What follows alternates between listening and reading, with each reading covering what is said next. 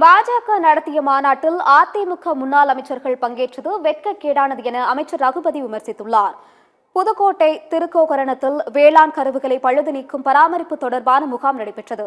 முகாமை தொடங்கி வைத்த இயற்கை வளங்கள் துறை அமைச்சர் ரகுபதி பின்னர் செய்தியாளர்களை சந்தித்தார். அப்போது பேசிய அவர், மணல் குவாரிகளை திறக்க உச்சநீதிமன்றம் அனுமதி கொடுத்துள்ள நிலையில் சுற்றுச்சூழல் துறையின் அனுமதி பெற்று விரைவில் மணல் குவாரிகள் திறக்கப்படும் என தெரிவித்தார். மதுரையில் பாஜக நடத்திய மாநாட்டில் பேசிய பவன் கல்யாண் தமிழகத்தில் இந்துக்களை வாழ விடுவதில்லை என பேசியதற்கு கண்டனம் தெரிவித்தார். ஆந்திராவில் வேண்டுமென்றால் அப்படி இருக்கலாம், தமிழகத்தில் அவ்வாறு கிடையாது என பதிலடி கொடுத்தார்.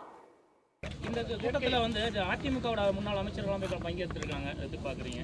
வெட்கக்கேடான விஷயம். முருகன் மாநாட்டில் அதிமுக அமைச்சர் கலந்து கொண்டது மட்டுமல்லாமல் பெரியார் குறித்தும் அதே போல அண்ணா குறித்தும் விமர்சனம் செஞ்சு குறும்பட வெளியிடும் போது அமைதி காத்திருக்காங்க. அதை நீங்கள் எப்படி பார்க்குறீங்க? அவங்க அண்ணா திராவிட முன்னேற்றக் கழகம் என்கின்ற பெயரை வைத்துக் கொள்வதற்கே தகுதியற்றவர்களாக ஆகிவிட்டார்கள். திராவிடத்தை வீழ்த்துவோம் என்று சொல்லித்தான் இந்த முருகன் மாநாட்டை நடத்தி இருக்கிறார்கள். அவருடைய கட்சியினுடைய பெயரிலேயே திராவிடம் இருப்பதை எடப்பாடி பழனிசாமி தூக்கத்தில் இருக்கின்ற பொழுது அவர் மறந்துவிட்டார். மற்றவர்களும் இன்றைக்கு மறந்துவிட்டு பாரதிய ஜனதாவினுடைய கொத்தடிமைகள் நாங்கள் என்பதை அவர்கள் இன்றைக்கு நிரூபித்திருக்கிறார்கள். தமிழ்நாட்டில் கிடைத்திருக்கிற அருமையான அடிமைகள் அவர்கள். பள்ளிக்கு செல்லும் மாணவர்கள் உத்தராட்சம் அணிந்தும் திருநீர் அணிந்தும் போகணும் அப்படின்னு சொல்லி அண்ணாமலை பேசியிருக்காரு அதே முருகன் மாநாட்டில். அவர் அதெல்லாம் அவருடைய மாநிலங்களை போய் நடைப்படுத்தி காமிக்கட்டும்.